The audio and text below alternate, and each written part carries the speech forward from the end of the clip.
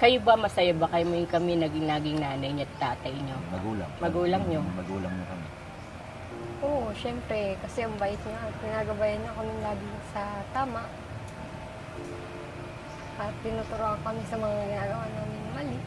More please. Ikaw kuya. Uy, Ikaw kuya. Uy, ako bigla naman. Ikaw kuya.